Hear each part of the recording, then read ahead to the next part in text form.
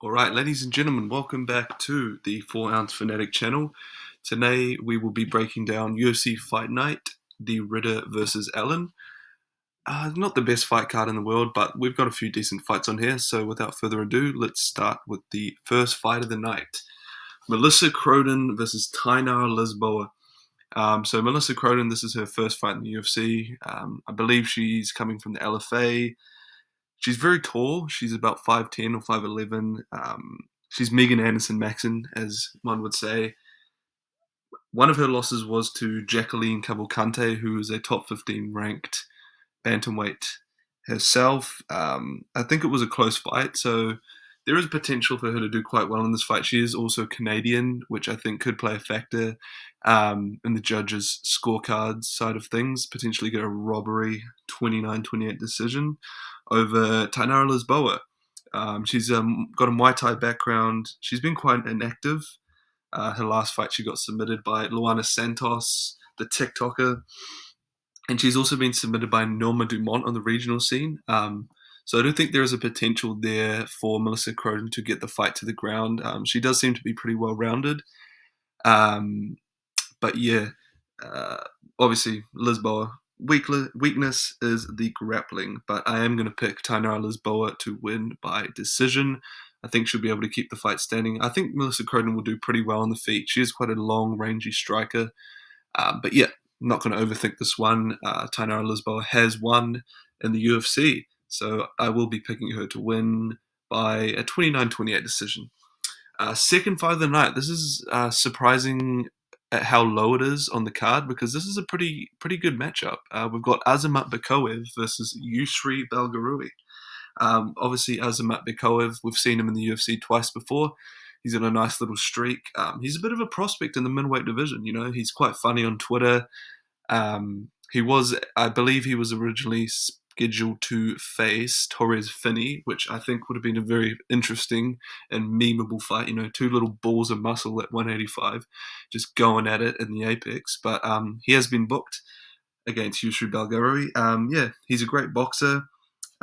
He's got 2 round 1 KOs in the UFC over Zachary Reese and last time out against Ryan Loder. Um, Obviously, being a Russian, he does definitely have a strong wrestling base, but he uses his wrestling a lot more defensively than he does offensively, which I think is a bit more fan-friendly style. And he does have good power on the feet. Kind of reminds me of a bit of a Chuck Liddell, as you know, Chuck Liddell was a great wrestler himself, but he uses his wrestling defensively to, you know, avoid the takedowns, stuff them, get back up to his feet, and knock people the fuck out. And obviously, there's not too many similarities with those two guys, but yeah, he does kind of remind me of Chuck Liddell. And he's going up against Yusri Belgarui, and this is his UFC debut.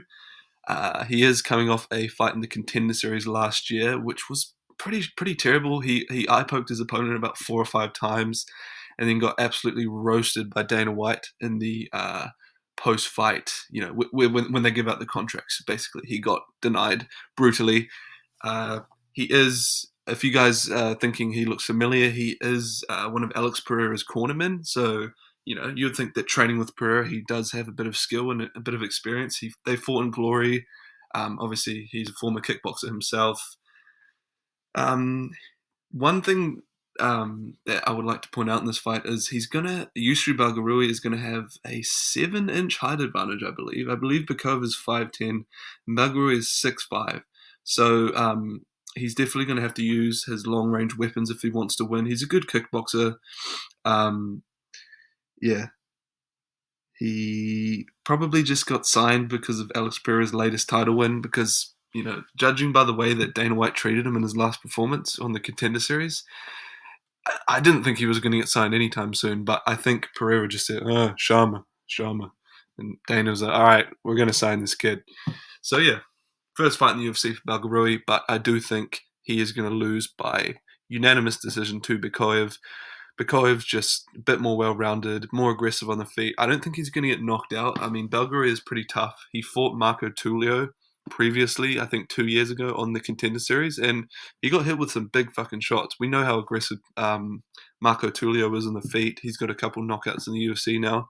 Maybe just one, but, you know, he is very aggressive on the feet. He's got that shooter box style. But I think Belgary is tough enough to survive a decision. Excuse me. I think he'll do pretty well on the feet. He might get taken down, be able to get back up, use his long, rangy weapons. As yeah, he's a lank master at 185. But yeah, my pick for this fight, Asmat Bikoev, 30-27 decision. Moving on to the third fight of the night. Man, what a amazing matchup. What a fucking high level matchup this is. Stephanie Luciano. I'm sorry. I can't be disrespectful, but Stephanie Luciano has taken on Ravina Oliveira.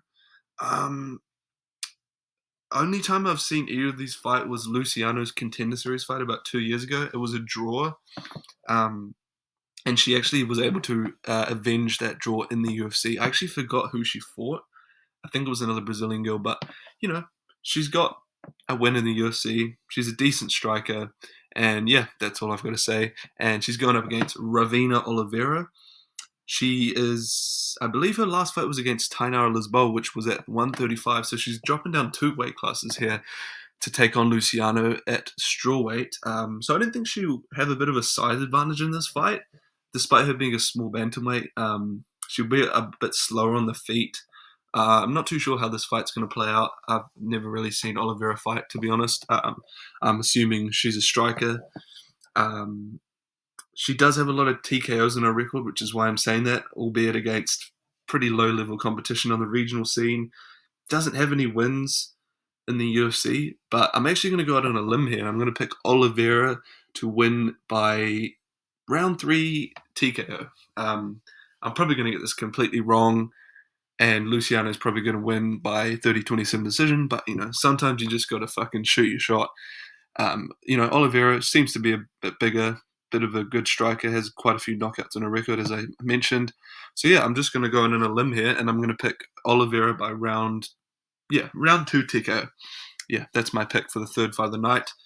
Kyle Prepelic versus Drew Dober is our next fight of the night. Yeah, Drew Dober, he's quite washed, to say the least. He's on a 3-fight losing streak, coming off that loss to Manuel Torres.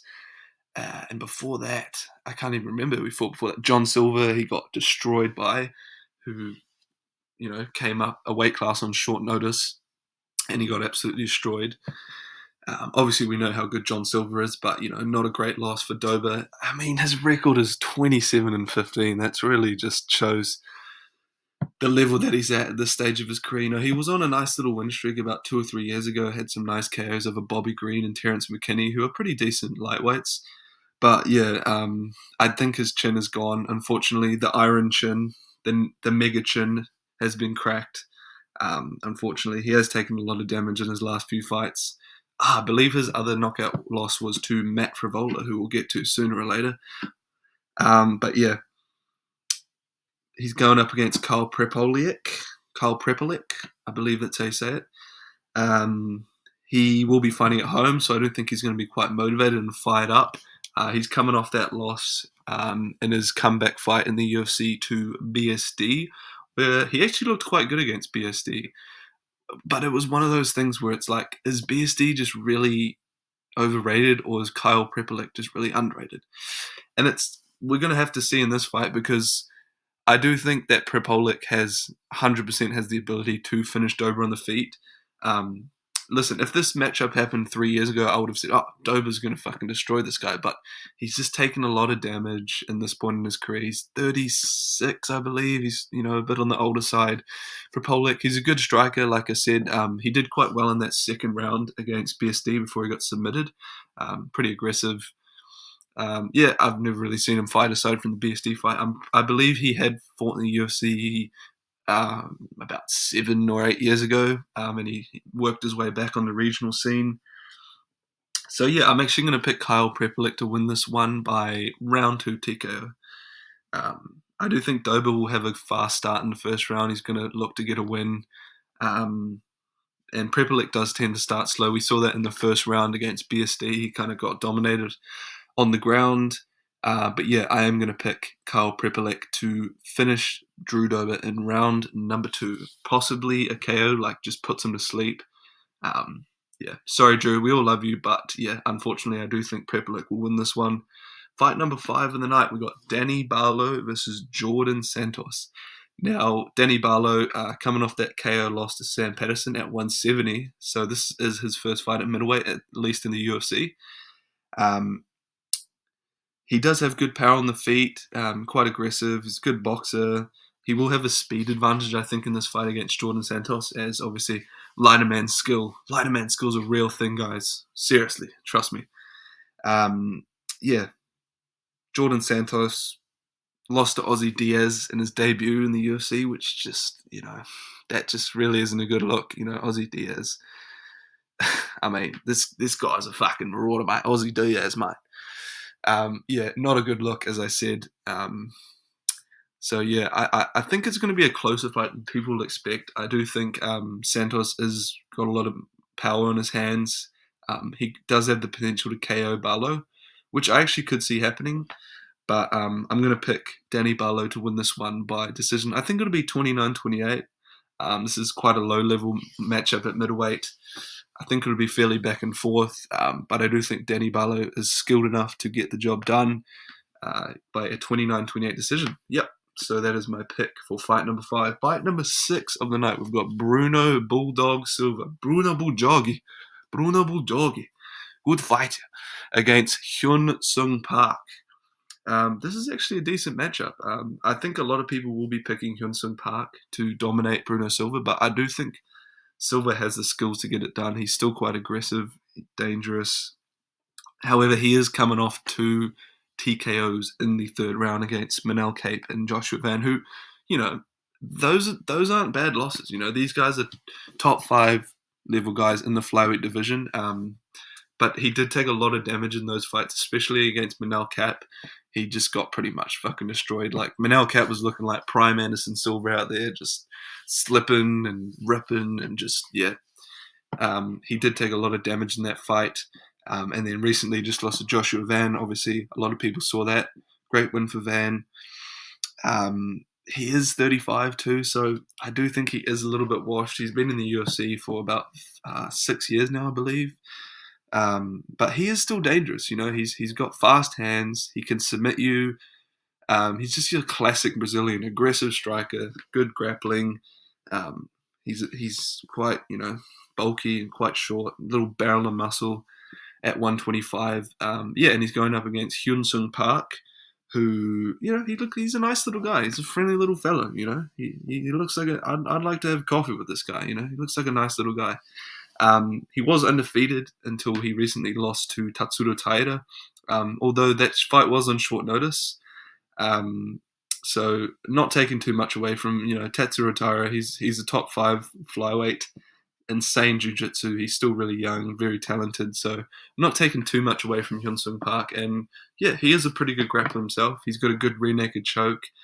He's a nice boxer, pretty clean on the feet, quite polished. He's just your standard Korean fighter, very well-rounded, good boxing. I think he'll be quite hungry coming into this fight, seeing as he lost his last fight, his first loss in his career as well. So I am going to pick Hyun Sung Park to win this fight by decision. I think he's going to get cracked a couple times by Bruno Silva, but I don't think Silva is at the stage in his career when he could finish high-level guys like this. I know, obviously, he's been KO'd in his last 2 fights, but I don't think Hyun Sung Park has that kind of power and striking skill that Manel Cup and Van do have. I think Hyun Sung Park's going to look to get to the fight to the ground, look to take his back.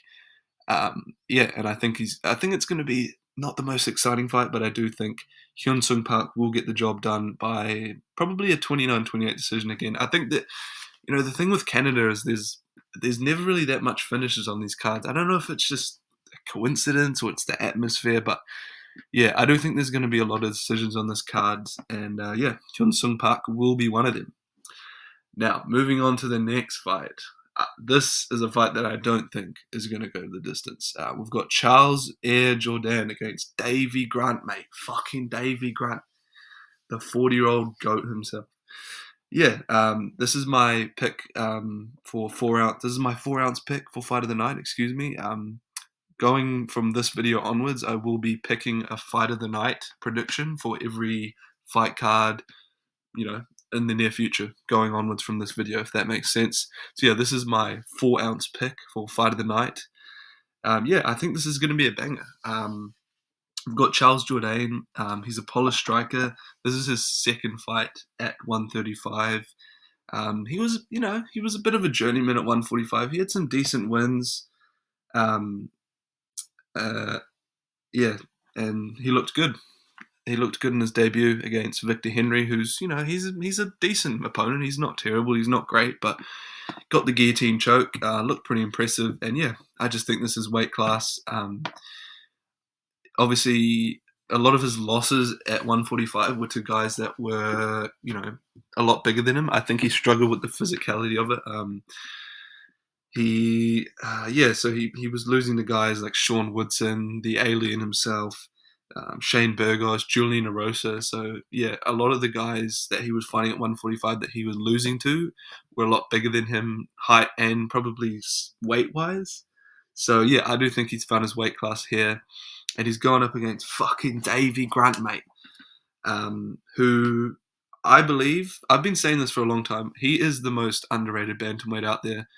And I think the reason being why he's so overlooked is that he's quite inactive. He fights once a year. He beats up a mid-level bantamweight and disappears. I think he owns a restaurant or something in England, so he's quite tied up with businesses and other stuff in life. And also he's 39 years old. He's almost 40. Um, but he looks really good. He seems to be getting better almost every time he goes out there. He's a super slick boxer. I love his style on the feet. He's got a great lead hook to the body, rangy striker, likes to use his leg kicks.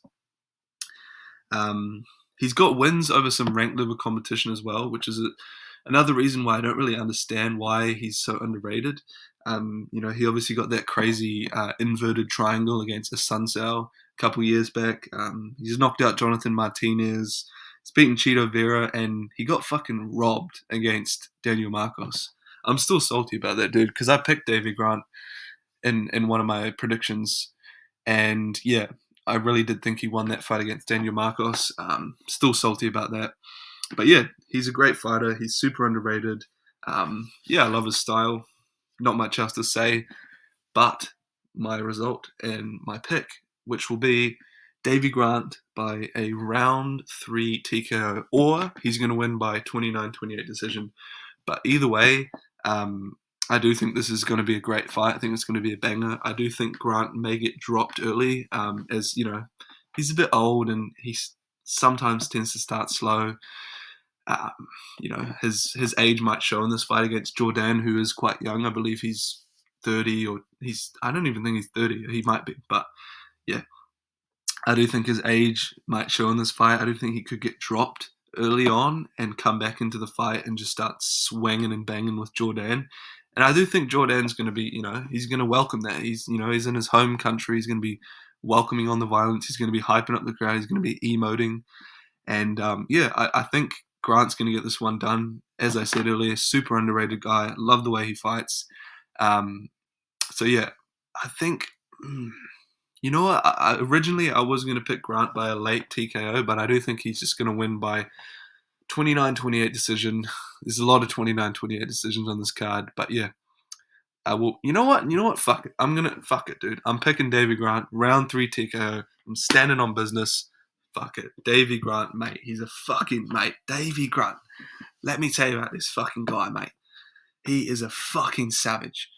But yeah, that is my pick for this fight. It's going to be a great one. Davy Grant, round 3 TKO. Moving on to the main card. That is the main card, yeah. Kyle Nelson going up against Matt Frivola. Kyle Nelson, this is, I don't think this is his first fight at lightweight. I think he's fought there in the past against, I think he's fought Jay Herbert and Diego Ferreira at 155 before, but he has been at featherweight recently. He missed weight in his last fight against Steve Garcia, where he got TKO'd in the very first round. Excuse me. But I do think he'll be moving up to lightweight for good. As I think he's missed weight a couple times. He's a bit older in his career, And yeah, like I said earlier, he's coming off that loss to Steve Garcia earlier this year. Um, I haven't watched much of him, but he seems to be just your standard boxer. He's got quite a tight guard, and I think that could play a factor in this fight. He likes to shell up quite tight. I do think Frivola could capitalize on that with his looping punches around the guard of Nelson, and he could hurt him. Yeah, it's interesting. I also wanted to note that it's interesting that his guard is so tight, and he throws a lot of like jumping forward, looping shots, kind of like runs. Kind of reminds me of an. This is a strange thing to compare him to, but he kind of reminds me of an old David Tool. He's got that tight guard. He just leaps forward with hooks, which is quite interesting as he is quite tall for 145 especially, but still 155 as well. I think he's about 6 foot 5'11". Yeah, 5'11". It's just an interesting style. I believe his reach must be quite short then if he's got that sort of style. Like I said, haven't watched much of him aside from that last fight to Steve Garcia, and I think he lost to Fernando Padilla at UFC Noche a couple years back as well. Yeah, he's just not the most impressive fighter, just a standard boxer. And he's going up against Matt Frivola. Matt Frivola, he's obviously coming off two brutal KO losses to Farisiam and Benoit Saint-Denis. Ziam being the worst one. Ziam dominated the whole fight with grappling and then finished him off with that knee in the end of the third round. I remember watching this fight at my girl's house, and I screamed so loud and kind of like made her jump out of her chair, kind of scared the shit out of her because it was quite a brutal KO. And yeah, I was really impressed with Ziam's performance. But yeah, he hasn't fought since then. Yeah, he's been really inactive due to, I think, just the amount of damage he's taken in his last two fights. I think the Ziam fight was September last year in Paris. So yeah, he's taken some time off. Um, I don't think we can fully say he's washed yet, as Ziam and BSD are pretty good. Top 15, top 20 level guys. But yeah, if he loses to Kyle, listen, if he loses to Kyle the Monster Nelson, yeah, he's a bit cooked. We can definitely say that he's washed. He's an exciting fighter. I think he's going to lay it out on the line here. Look, he's going to be hungry. Obviously, coming off two losses. Um, Obviously, he's an aggressive striker. Most of us know this game. He's looking for the knockout. He's a decent grappler too, but I don't think that's going to play a factor in this fight. However, I do think he's going to be quite gun shy. So perhaps if Nelson rocks him, he's going to look to get the fight to the ground.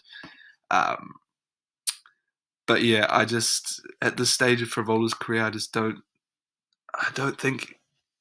Yeah, I don't see him getting it done. Especially with the inactivity that he's had. Nelson. He's not a great fighter himself, but he's been a lot more active.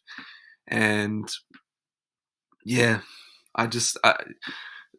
what I'm gonna say is I think Nelson's gonna win by a robbery decision. He's at home in Canada. I think there's gonna be a couple close rounds. I think Frivola's gonna be quite gun shy on the feet, coming off those losses. And yeah, I think it's gonna be a robbery decision to Kyle Nelson. I think. Yeah, I think he'll win maybe the first round, and then Frivola will sort of come back into it and win rounds 2 and 3 maybe, and then they'll give it to Nelson. So yeah, that's my pick. Kyle Nelson by robbery 29-28 decision. Yeah, moving on to the next fight of the night. Cody Gibson against Auri Chilong. I believe that's how you say his name. Or Chilong Auri.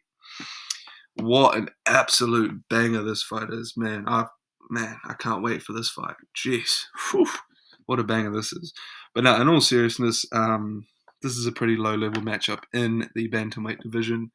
We've got Cody Gibson, bit of a jobber at 135. He's 38 years old.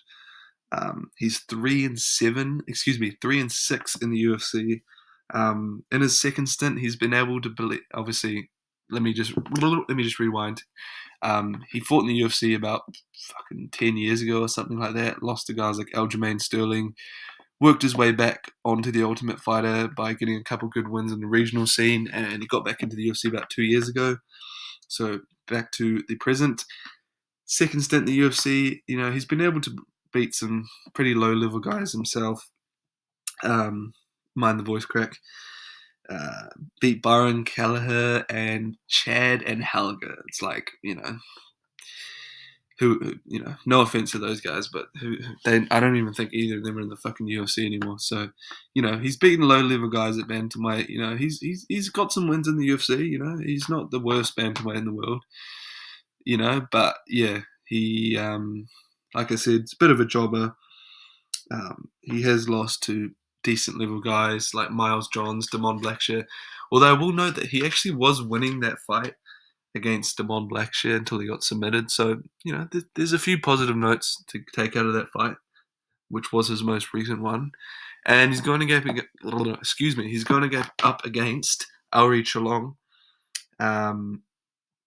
He just recently lost to Raul Rosas Jr. Pretty lackluster fight from Auri Chalong. Just couldn't get going, got grappled, got punched, got dominated.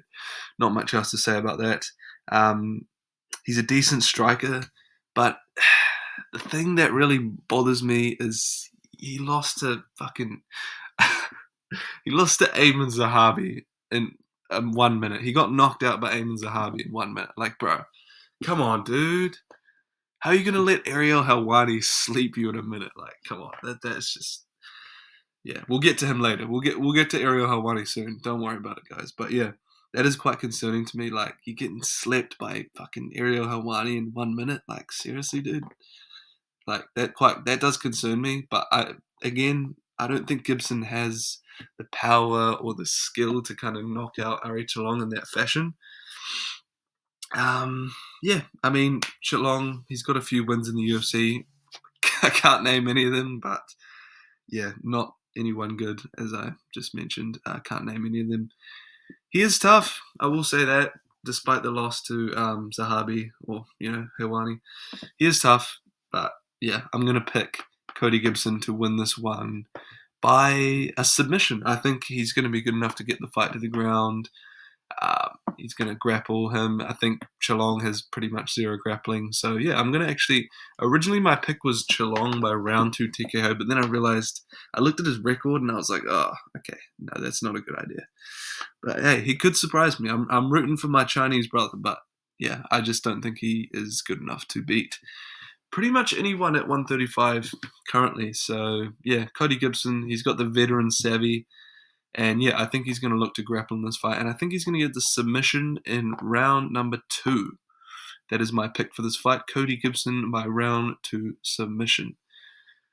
Next fight of the night, we've got Manon Fiorot versus Jasmine. This one always fucks me up.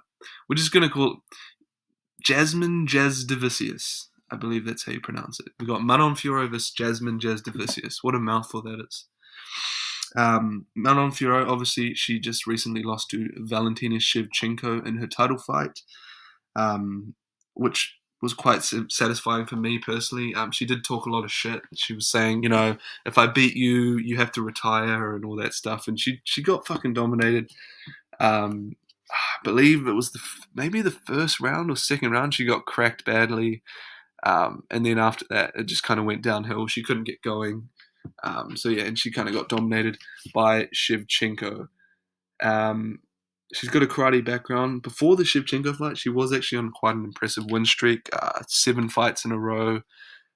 Some decent wins in that win streak. Erin Blanchfield, Rose Namajunas, and, Maribunu Silva. I don't know if many people would call that an impressive win, but, I think she did well to string that together and also beat Tabitha Ritchie, which was, kind of... that just was a bit sad. She kind of bullied her. I mean, Ritchie should never have been at flyweight in the first place. Manon Fiorot, she's pretty huge for 125. I'm sure the next time she fights in a pay-per-view, Joe Rogan's going to pull out how does this girl make 125? I mean, she is absolutely massive. She is quite big for 125. I'm not dissing Joe Rogan. He's got a point. That's all I've got to say about Manon Fiorot. People. Actually, one more thing I want to add about her. People act like she's this high. I don't know. Some people do, but a lot of people tend to say, "Oh, she's a high level striker. She's like, she's got this karate background. She's super technical. She's like the female Cyril Gane." I don't see that. When I watch her, she throws big meaty hooks. Throws a lot of blind kicks, and she kind of just physically bullies people around the octagon. I don't really see the technicality. I think if she fought at strawweight, she would get fucked up by, like, I don't know, people who are strikers, average strikers at 115. Obviously, she'd never make the weight, but yeah, I just don't get how people say she's a high level striker. She's aggressive, she's got good power in the hands, good kicks, but she's not technical. She's not that technical. She's just aggressive and big and has good kicks, and people tend to think she's high level. I don't see it, man. And yeah, next, excuse me, she's going up against Jasmine Jasdavicius. Yeah, she's on a 5-fight win streak since the Cortez loss, which is crazy because I think it was only just under 2 years ago when she lost to Tracy Cortez. So yeah, she's been pretty active since then. She's kind of, I think a lot of people have forgotten about that loss. She's been on a bit of a tear.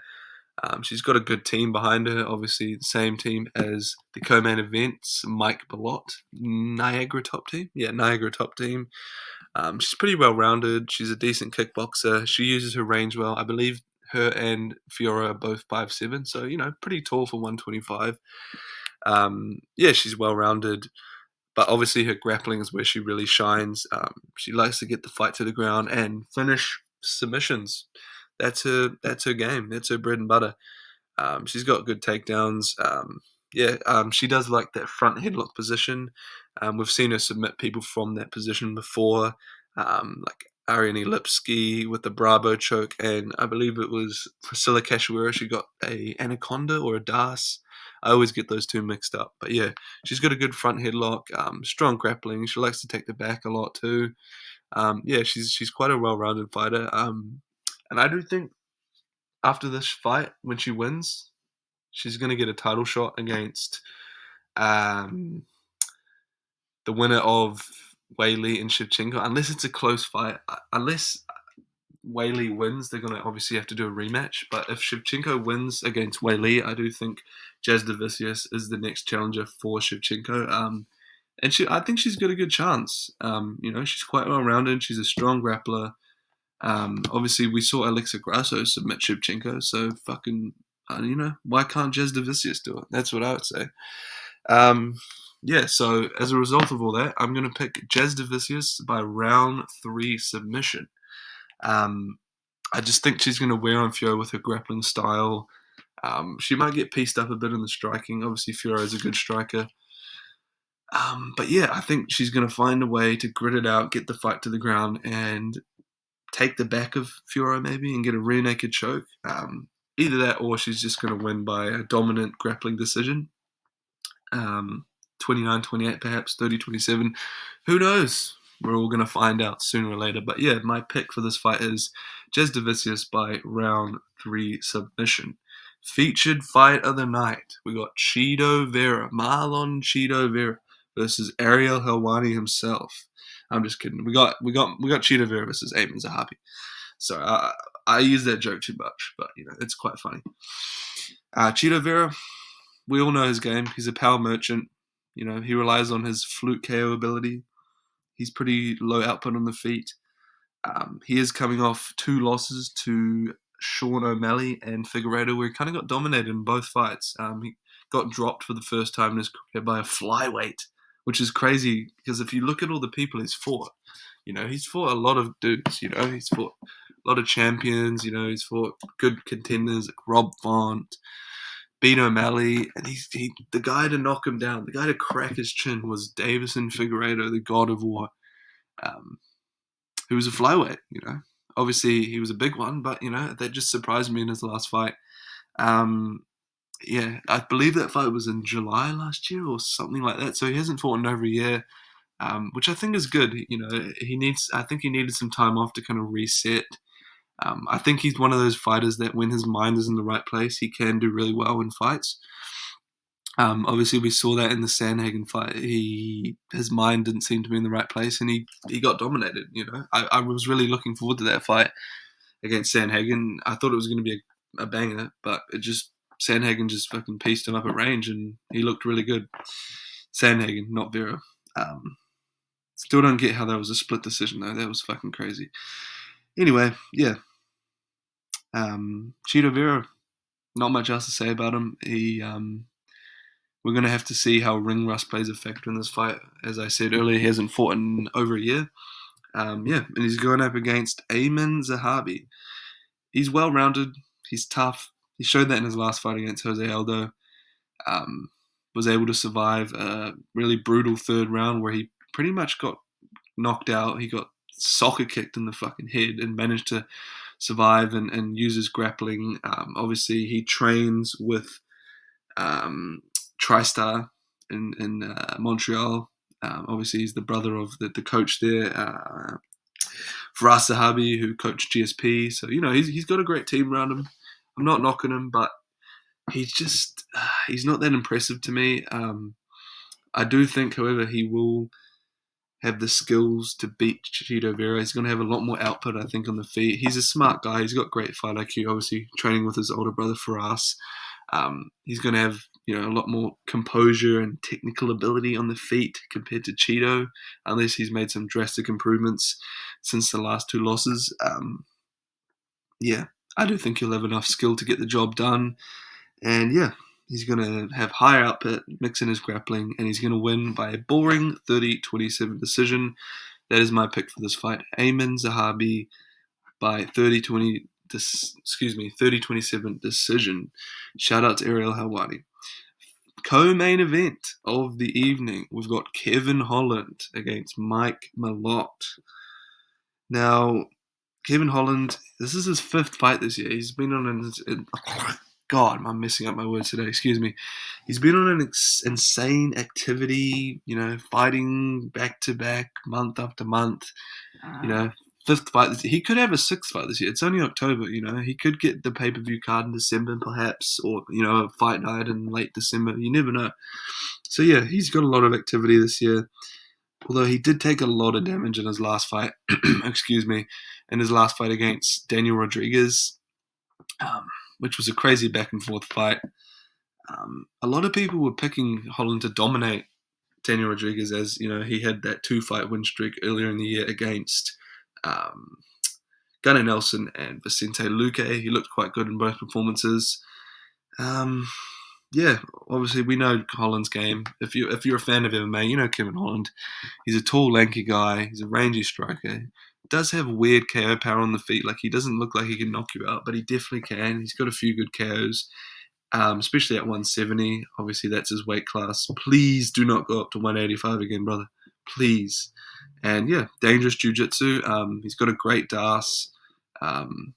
Couldn't take the back. He's not really a good wrestler though, but he does have good guard. He's got super long legs. Obviously, being 6'3" at 170. That always plays an advantage, especially in the jiu-jitsu side of things. He could latch up a choke with those long, skinny arms. But the thing that worries me about this fight is that I noticed a pattern with Kevin Holland. He only wins fights or looks impressive if he either A, knows a lot about his opponent, or B, respects them, or both at the same time. And I saw a clip earlier this week on the Full Set interview where he thought he was fighting Jake Matthews, which, judging by the pattern that I just mentioned, is pretty concerning. I don't know if he was just joking, trying to be funny, but he literally thought he was fighting Jake Matthews, which does concern me, because he's the kind of guy that he's like, oh, I don't give a fuck, man, I'll just fucking fight anyone. And, I don't give a fuck who it is. I'm not going to watch tape. He's the black cowboy. He's the black cowboy. And, that does concern me against Mike Malott, who, he's a good boxer. He's pretty well-rounded. I've said that about a million times in this video. But, he is well-rounded. He's coming off that impressive KO win over Chuck Buffalo, Charles Radke, in his last fight. I thought he looked really impressive in that fight. He's got a strong squeeze. He's got a rear naked choke and a couple guillotines in the UFC. Maybe just one, but he's a well-rounded guy. If he gets the fight to the ground, he can submit you. He can ground and pound you. He can knock you out on the feet. He's a pretty well-rounded guy. And like I said earlier with Jazz Davicius, he's got a good team around him with Niagara Top Team. But the only concerning thing for me is that he got knocked out by Neil Magny in a fight that he was dominating in the last 15 seconds, which is really not a good look. And that was only 2 years ago. That was 1 year ago, in January last year. He got knocked out by Neil Magny.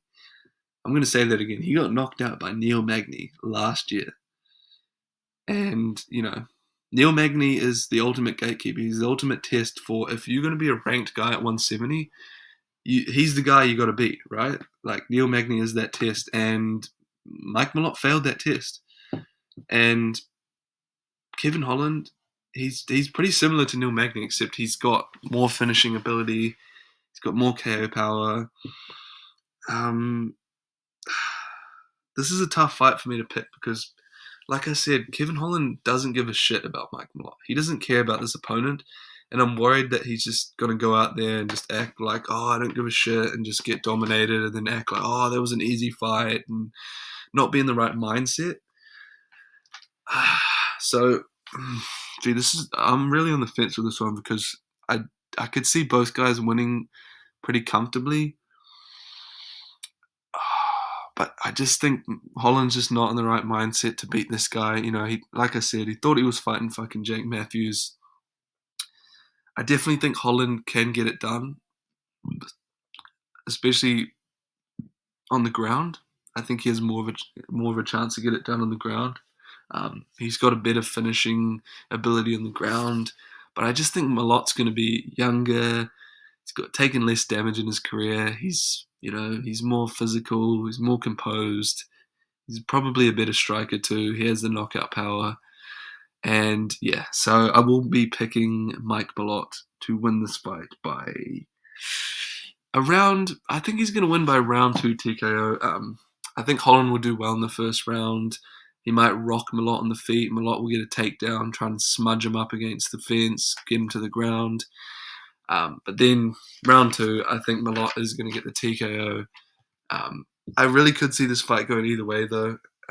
So I wouldn't be surprised if Holland latches up a submission or a guillotine or something like that, maybe a Das. But yeah, my pick for this fight officially will be Mike Malott by round 2 TKO. But hey, remember what I said. Don't fucking, y'all better not come for me if I get this wrong, because I can see Holland winning this fight. But yeah, that is my pick for the co-main event of the evening. On to the main event of the evening. Boy, am I looking forward to this goofy ass matchup. We got RDR, Reiner De Ridder, versus Brendan Allen. Reiner De Ridder is a giant middleweight. He is essentially just a DDP with better grappling. He's an awkward striker. He finds a way to win. He might get hurt or, look really bad on the feet, stumble into a takedown, stuff like that. Yeah, but he is very impressive on the ground. He's got great submission ability, super long arms. He's got a strange guard. He didn't really impress me in his last fight against Whittaker. I mean, he got the win, but he got dropped, and he kind of held him on the ground. He could have got the submission, I feel like, but he was a bit hesitant. But yeah, obviously he got the win, which is great. He's beaten a former champion in the UFC, so no disrespect to him. Yeah, unorthodox submissions. He can submit you off his back. Yeah, could submit you with top control. He's got good arm triangles. He's very versatile with his submission game. Yeah, I think he is going to look to get more of a top control type style in this fight. Excuse me. And he'll look to I think he's going to look to get an arm triangle choke against Allen, because Allen obviously is a strong wrestler, but he struggles off his back. He always looks to get top control. He's getting the takedown, try to take your back, get some ground and pound shots in. Yeah, like I said, Brendan Allen, he's got a good rear naked choke. He does have terrible fight IQ. I mean, he looked good in his last fight against Marvin Vettori, but it's fucking Marvin Vettori, dude. It's Marvin Vettori, There's not much you can say. It was a great fight, though. But yeah, I just think his fight IQ really isn't that good. He makes a lot of mistakes.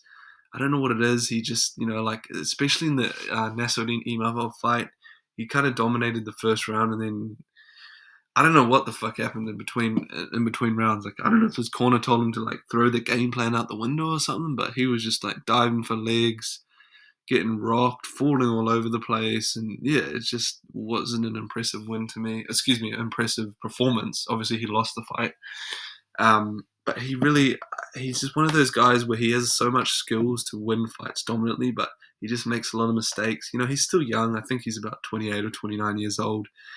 So he's got a lot of room to improve. He is going to be a better striker. I do think he has the ability to make it competitive and possibly win the fight if he keeps it standing. I think he's a better striker than RDR. Um, yeah, that's his path to victory for Brendan Allen. He needs to keep the fight standing. I don't think he's going to win if he's looking for the takedown. I think he's going to get a takedown. If it happens, he's going to get a takedown and he's going to get reversed. He's going to get scrambled up like some fucking eggs by Reiner De Ridder. He's going to get turned into a pretzel on the ground. So yeah, his key to victory is to just stay in boxing range. You know, use his jab, use the kicks.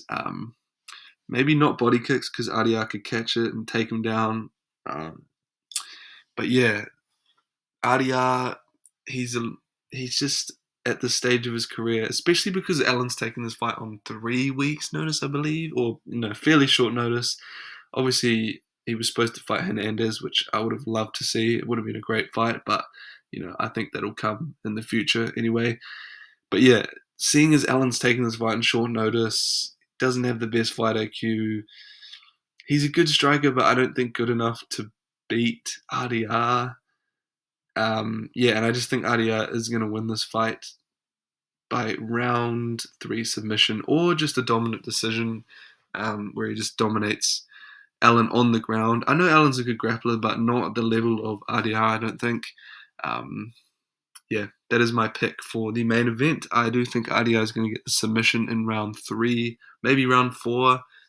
Um, if not, he's going to win by decision. I just don't think Allen has had enough preparation. He's not on the right point in his career to beat a guy like RDR. I mean, he could shock the world. He could prove me wrong, but I just really do see RDR winning this fight. And yeah, that is my pick for the main event. And those are my picks for UFC Fight Night RDR versus Allen in British Columbia, Canada.